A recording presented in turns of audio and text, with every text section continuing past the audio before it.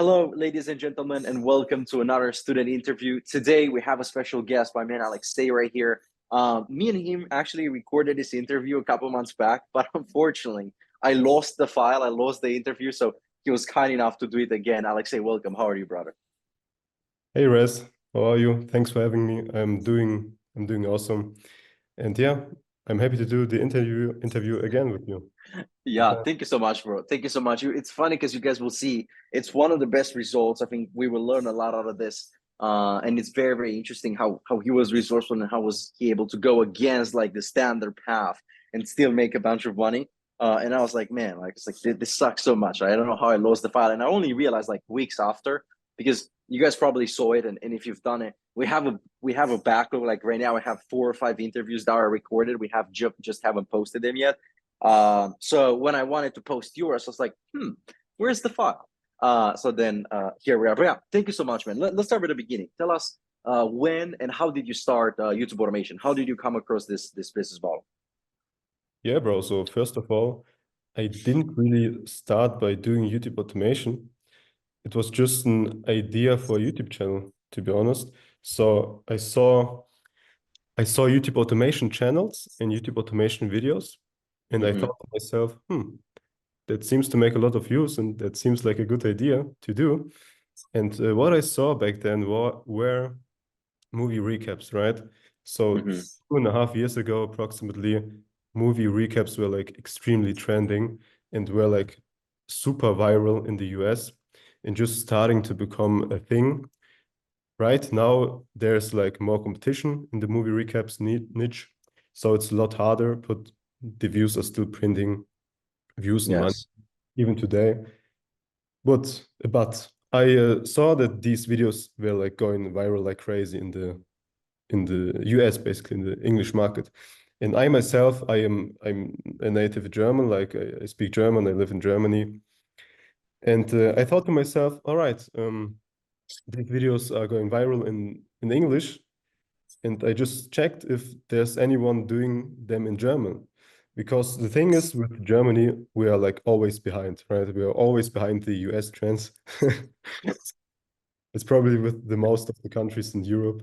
So Yeah. something is trending in the US, we receive it in like 5 months or something, you know? So it's Yeah. always Yeah. Yeah. behind. And by that logic, I just firstly I looked if anyone's making these type of videos in Germany, and there were none. There was not even one channel that did movie recaps. Not even one video of them. And I just thought to myself, okay, that's kind of weird because the idea is really good and people are enjoying it. And then I just thought with that logic that uh, trends and ideas and stuff are always delayed and only come after longer periods of time, like arrive in Germany.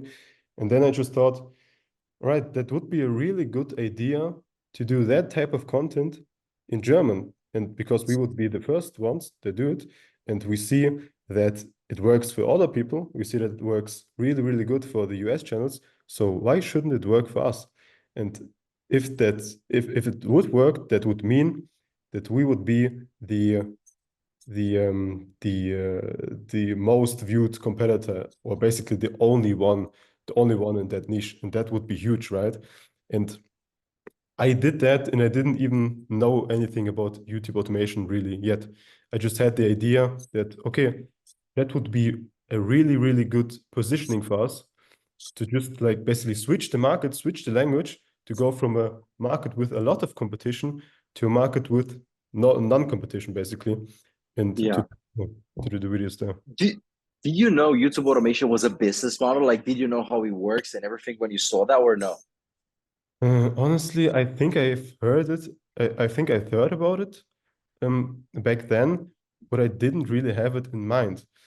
That's the the where I realized it was a business model is where I scaled my business then. So Hmm. that's that that's where everything basically went even crazier when I realized, okay, it's actually a business model and you can actually outsource people and automate the whole process and start new channels, explore new niches. And that's what I did after I started my first channel. So again, I started this movie recaps channel, and it went really well. It took, I think, 5 months. So we actually posted for 5 months without any. Okay. So that took a lot of patience. But eventually it just took off because I knew it had to take off because it just made sense, right? I trusted my feeling basically. And then it took off. It made it went crazy. We basically went from like $100 a month to 10K a month in like 1 month. So we had this crazy jump. Yes. Then we had also our peak month, which was 41,000 a month on 50 million views. Okay, yeah, and the channel went crazy basically, and we made over $170,000 with this channel. Yeah, this is great. I appreciate the transparency, bro. Like you're just like facts. It's like we were making no money for 5 months, made $100, then went to 10K, then went to 41,000. You said that was the record. Yeah, exactly. 41,000 was the record month. Yeah, Was that euro or USD? that's USD. Yeah, Oh yeah, that's still good, but still 41,000 with a movie recaps channel in German, right? So the channel was in German then. exactly. The channel was completely in German, and yeah. That's great. That's great, man. So I didn't actually know this. You didn't start basically you didn't start with the channel in the US and then realize like, hey, I should do this in German. You started directly in German, correct? Exactly, yeah. It just felt right because why should I move somewhere where I don't have experience, right? Yeah. I should work with the things I have and what I can do best. And that's also what I think everyone should do. Just look, okay, what are my strengths and what can I do now? And what I also did, I recorded the videos myself. So, because at the start, right, I didn't know about YouTube automation. So I did the voiceovers myself, and I had a friend who cutted the videos for me, just edited the videos, right? And that's what we did. Nice. And yeah, Nice, very good, man. So definitely different story than the average that you get. You started by yourself. You started writing German. Tell me about the transition. Tell me how did you went from like, okay, I do the voiceovers myself. I have this friend who does the editing for me. How did that go from like, hey, this is actually a business? I think that's when around when we met and when you guys reached out, right? It was like, hey, how do this? How do we hire? Tell us about the transition and what happened after. yeah, exactly. That's exactly how we met. When I started to think with my business partner, okay, how can we actually make this a real business, right? How can we actually Mm. scale this? Because I don't want to make voiceovers every day for like 10 years or something. Like that's not what I want to do. So basically, I just started researching and I found out, okay, YouTube automation is actually a business model. That's actually what people do, and they make a lot of money with it. They automate the process, and I just thought, all right, let's just see who's talking about it, who's giving information. And I think back then I just searched YouTube automation on Google or YouTube. And the first thing that popped up was your channel or your video, and I just watched it. Good And I thought, SEO. Good SEO. yeah, true. I think it was the first result or something. Then I just watched your video and thought, okay, this guy seems authentic. He seems like he knows what he's talking about, and he seems real, right? And then I just booked a call. I think booked a call with one of your members. Just told him, yeah, this is our situation. We have this channel. It's making a lot of money. We want to scale. And then I think I spoke directly to you, and I joined your program. And after I learned how to automate everything, after I learned that you can actually outsource the process, build a reliable team so that you actually don't have to work a lot of time a day. So uh, even like about 1 hour a day or less than 1 hour a day. And what we just did, we doubled down. So we saw, all right, the movie recaps niche is very popular now in Germany, and we are making a lot of news. We are making a lot of views. What else can we basically do that's kind of similar, right? That we can also maybe promote with our big channel. And then I just did market research, and I researched the US market and just looked into what the other big recap channels are doing now to scale. And what they were doing is they were doing anime recaps. So they were expanding it in anime. They were doing channels only focused on horror movies, for example, or only series or only animated movies. And that's exactly what we did too. So we created new channels, but this time we built a team from the start. So we had a team from the start. The voiceover guy basically automated the whole process, started these channels and promoted them with our big channel in a similar niche. So most of the people actually then went to the smaller channels and watched them. That gave us a really big push at the start. So the channels were monetized very quickly also.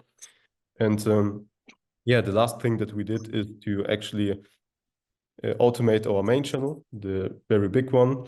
With that, we had to be a little bit more careful because the people were like really used to my voice, and that's a thing you have to look out for if you switch the voiceover actor when you have a really strong community. And Yeah, yeah, we just interesting. So how that many subscribers? Do you know how many subscribers or how many views you are getting when you try to switch and you have the problem? Because we get this question a lot. People are asking me, like, "Hey, is there any problem if I switch my voiceover guy?" And my answer is usually no. If you have 500 subscribers or 1,000 subscribers or even 3, 4 thousand subscribers, nobody's gonna notice. Like nobody's gonna say, "Oh, we want the guy back." But like, what was your case? How many subscribers or how many views were you already getting at that point? Were you already making good money? Where you was in the beginning?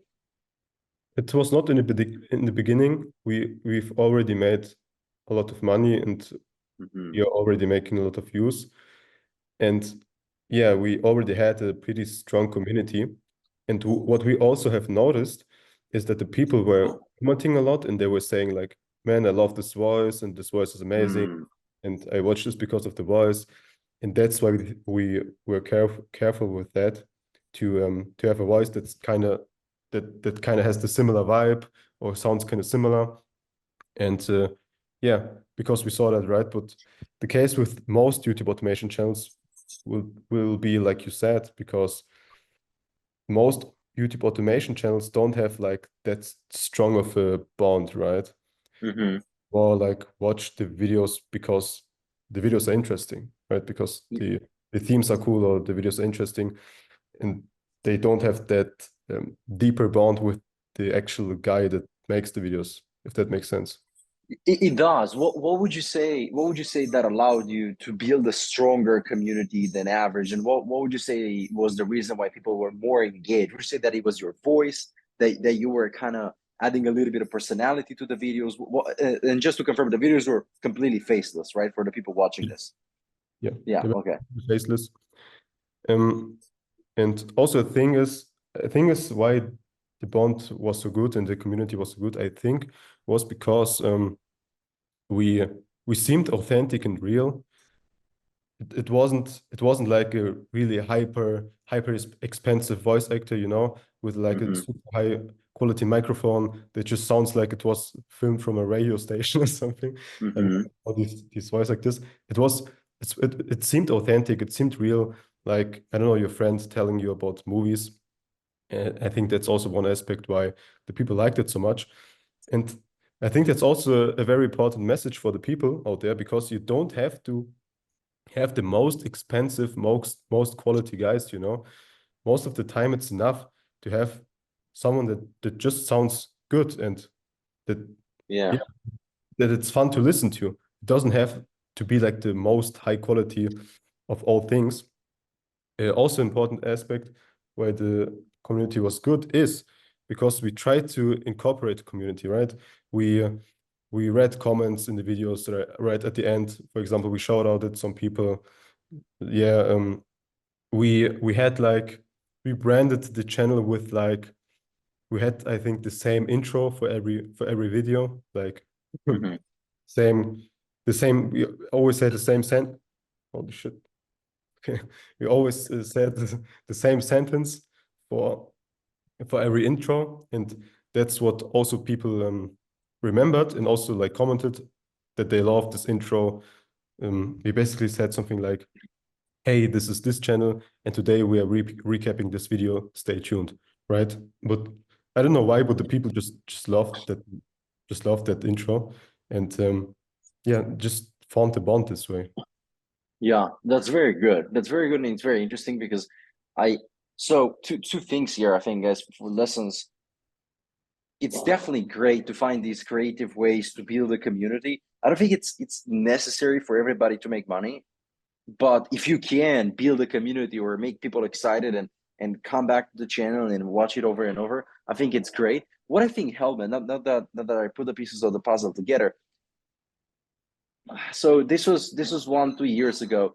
I don't I don't think there were many faceless YouTube channels in German at all. You know what I mean? I think you were kind of I think people were very used to like vloggers and personality channels and all that stuff. And you were a channel making good content with your own voice. You seem like a normal, genuine guy that they related to. And it was also a new format of content, right? Because actually, help me here. When you said there were no channels and there were no videos being made about movie recaps in German, um, was that like there were literally nobody, or there were some channels that weren't successful yet? Like, were you the first one? Obviously, if they had 5 views, you probably didn't find them. But like, did you find small competitors that were doing bad quality videos, or you couldn't find anybody? Bro, there were no one, not even one, and that's why Interesting. it worked so good, because we were like literally the first ones to do it. And also with the other videos, so also with the anime recaps, we were the first ones. And yeah, that's why it worked so good. Worked so good. It was basically completely untapped. That's crazy Yeah, because you don't think that's possible with such a big niche, but you just have to switch your perspective, right? You just have to look in other places. Yeah. 100%, man. No, this is great. This is great. We are definitely seeing more traction now in the community, in the German niche, in the in the French niche, Spanish as well. Obviously, I think the equivalent of that niche now or recently, I'm not sure if you've been following the trends and everything, is the police body cam, right? The police body cam, the criminal niche, the crime niche. I think that it's the similar size. Like, people are making obnoxious amount of money in those niches. So if you guys are native in Spanish, German, or French, I think those are the markets that we see, and it hasn't been done yet. The body cam and the stuff. I think that could be a great idea.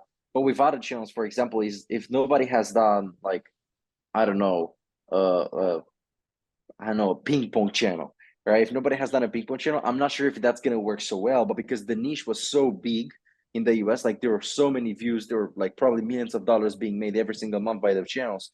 It worked very, very well in German. Good, man, good stuff. So, um, talk to me a little bit about how did you how did you go about building the team, and then eventually did you end up just having the team automate everything, or were you still doing some of the work yourself? Yeah. So what I did is I always did the part of the ideas. So I think that's important to Yeah, always do that yourself, because it's very hard to find somebody who has like just has the same feeling for the niche as you, because yeah, freelancers usually, yeah, it's important to have freelancers that have kind of passion for the subject, and also like a bond to the channel. But this type of task is also like very creative, and I think it's best to always do that yourself. And that's always what I did. So I just did ideas. I directed in which direction the channel should move, but the rest was completely outsourced. And like I hmm said, I did the voice change right on my main channel, and I thought like, oh damn, okay, they love the voice, it's going to be a big hit for the channel and stuff.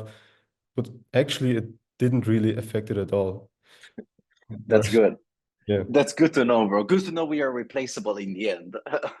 um that's good stuff. Good stuff, and good. I know you have to go. I have a hard stop at the top of the hour as well. What's some good advice that you have for new people who are starting this, right? Give me general advice, broad advice for people who are like maybe native in German, native in those secondary languages, because I think you're pretty good at that. Tell me a little bit about that. Yeah, bro, I think the biggest advice for people that speak different languages than English is to just look into your country, right? If you're French, if you're, I don't know, if you're Spanish, if you're German, look into your market also. If you do niche research and find sub niches and stuff, what you can always do is just check in the German market too and look, okay, has this niche been done? Is there competition? Are there successful channels? And it could very well be that the niche that you're researching has not even been done in your home country, right? And that's the perfect opportunity. Just do it in your home country also. What you can also, for example, do, you can do both, right? You can do an US channel and you can do a, I don't know, German channel. You basically just have to change the script a bit, change some words, right? So it makes sense for the native German speakers. Get the German voice actor. The editing will be simple. You just have to adjust it to the voice. And then you can do both, just both languages, both markets. And also what an important thing about this is it's the same mindset as choosing sub-niches. Because your goal with sub-niches is to get less competition, right? You want to position yourself that you have less competition. And the thing is, with switching the market is basically completely the same. But what you do is, just what I said, you don't go into sub-niches to lower your competition. You choose a completely different market. You look in the completely different direction, for example, and you see, all right, do we have this niche in this market? And the good thing about it is that you can have like giant niches that have a lot of views that haven't been done before. And yeah, if you find something like this, 100% you gotta try it. And it could very well be that you just hit gold and have a channel like me, right? Yeah, amazing stuff, man. Amazing stuff. That's very, very good. Highly recommend you guys look into those markets now, because I think it's definitely still possible. I think there's the most money are probably always going to be made in English and in the US and targeting those viewers. But I see this as kind of an unfair advantage, right? Like I speak Romanian. By Romanian, it's like the RPM is probably $1 or $2. It's very hard to make money there. It's very hard to get the views. But if you speak German, French, Spanish, I'm not sure about Italian. I'm not sure. I haven't really seen a bunch of channels yet there.